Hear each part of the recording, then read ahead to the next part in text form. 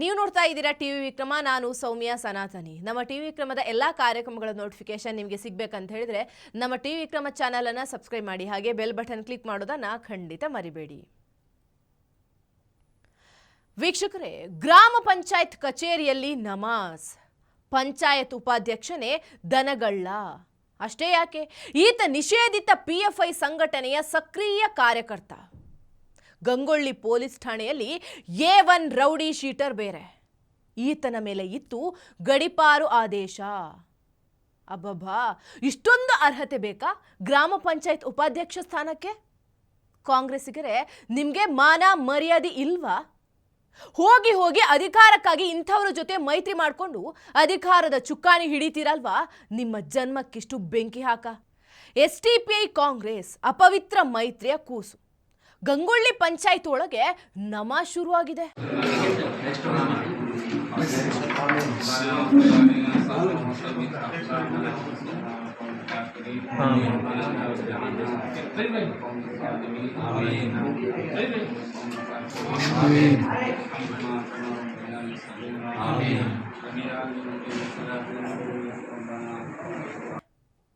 ಪ್ರಿಯ ವೀಕ್ಷಕರೇ, ಉಡುಪಿ ಜಿಲ್ಲೆಯ ಬೈಂದೂರು ವಿಧಾನಸಭಾ ಕ್ಷೇತ್ರದ ವ್ಯಾಪ್ತಿಗೆ ಬರುವಂಥ ಕೋಮು ಸೂಕ್ಷ್ಮ ಪ್ರದೇಶ ಬಂದರು ಗ್ರಾಮ ಗಂಗೊಳ್ಳಿ ಮತ್ತೆ ಸುದ್ದಿಯಲ್ಲಿದೆ.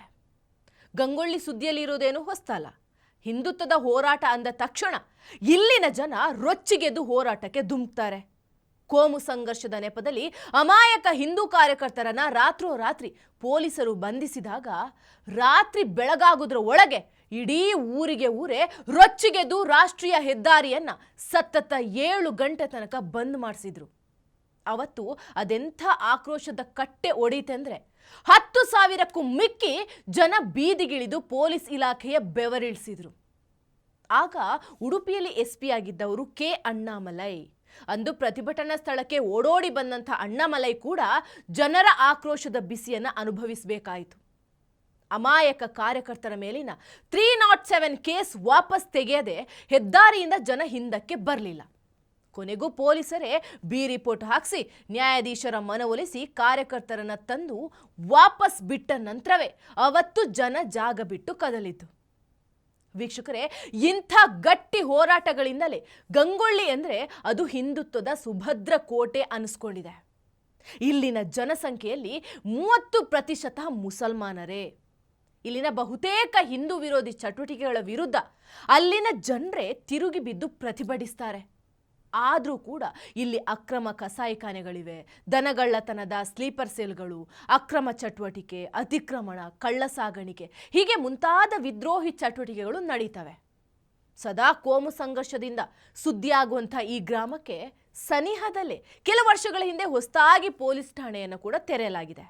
ಇಂಥ ಗ್ರಾಮದಲ್ಲಿ ಕಳೆದ 3 ದಶಕಗಳಿಂದಲೂ ಭಾರತೀಯ ಜನತಾ ಪಕ್ಷ ಹಾಗೂ ಜನತಾ ಪರಿವಾರದ ಬೆಂಬಲಿಗರೇ ಪಂಚಾಯಿತಿಯ ಅಧಿಕಾರದಲ್ಲಿದ್ದರು. ಕಳೆದ ತಿಂಗಳು ನಡೆದಂಥ ಗ್ರಾಮ ಪಂಚಾಯತ್ ಚುನಾವಣೆಯಲ್ಲಿ 33 ಸೀಟ್ಗಳಲ್ಲಿ BJP 12, ಕಾಂಗ್ರೆಸ್ 12, SDPI 7, ಹಾಗೆ ಪಕ್ಷೇತರ 2 ಸೀಟ್ ಗೆದ್ದಿದೆ. ಅಧಿಕಾರದ ಆಸೆಗೆ ಕಾಂಗ್ರೆಸ್ ಏನು ಬೇಕಾದರೂ ಮಾಡಬಲ್ಲದು ಅನ್ನೋದಕ್ಕೆ ಮತ್ತೊಂದು ಉದಾಹರಣೆ ಎನ್ನುವಂತೆ SDPI ಅವರ 7 ಸೀಟಿನ ಬೆಂಬಲ ಪಡೆದು ಕಾಂಗ್ರೆಸ್ ಅಧಿಕಾರಕ್ಕೆ ಏರಿದೆ. ಜಯಂತಿ ಖಾರ್ವೆ ಎನ್ನುವಂಥ ಕಾಂಗ್ರೆಸ್ ಬೆಂಬಲಿತೆ ಇಲ್ಲಿ ಅಧ್ಯಕ್ಷರಾದರೆ ಉಪಾಧ್ಯಕ್ಷನಾಗಿ ಆಯ್ಕೆಯಾದಂಥವನು SDPIನ ತಬ್ರೇಜ್, ದನಗಳ್ಳ ತಬ್ರೇಜ್. ವೀಕ್ಷಕರೇ, ಇಲ್ಲಿ ನೀವು ಒಂದು ವಿಷಯ ಗಮನಿಸಬೇಕು.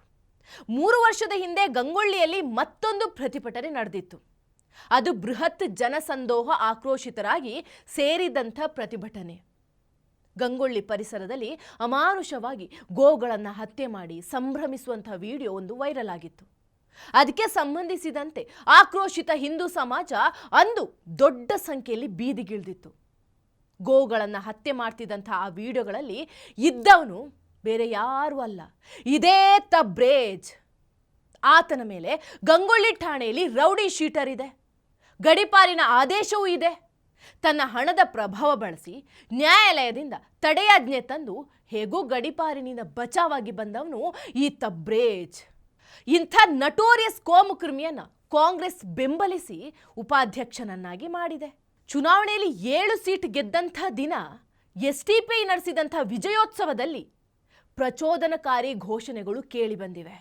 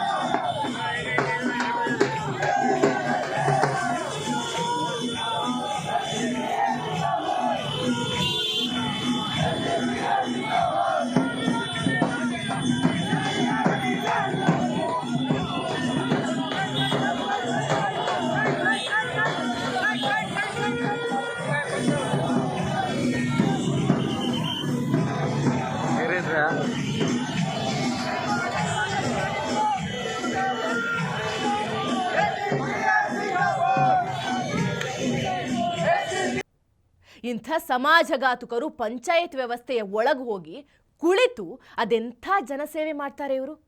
ಇನ್ನೆಷ್ಟು ವಿದ್ರೋಹಿ ಘಟನೆಗಳಲ್ಲಿ ತೊಡಗಿಸಿಕೊಳ್ಳಲ್ಲ ಇವರು. ಇದನ್ನೆಲ್ಲ ನೋಡಿದರೆ ಈ ಸಮಾಜದ ಭವಿಷ್ಯದ ಬಗ್ಗೆ ನಿಜಕ್ಕೂ ಆತಂಕ ಹುಟ್ಟುತ್ತೆ. ಇಂಥವರನ್ನ ಬೆಂಬಲಿಸೋ ಕಾಂಗ್ರೆಸ್ನ ನೀಚತನಕ್ಕೆ ಜನ ಛೀಮಾರಿ ಹಾಕಲೇಬೇಕಾಗಿದೆ. ಟಿವಿ ವಿಕ್ರಮ, ದೇಶ ನಿಮ್ಮ ಕೈಯಲ್ಲಿ. ಈ ಕಾರ್ಯಕ್ರಮ ನಿಮಗೆ ಇಷ್ಟ ಆಗಿದ್ದಲ್ಲಿ ಲೈಕ್, ಶೇರ್ ಹಾಗೂ ಕಮೆಂಟ್ ಮಾಡಿ.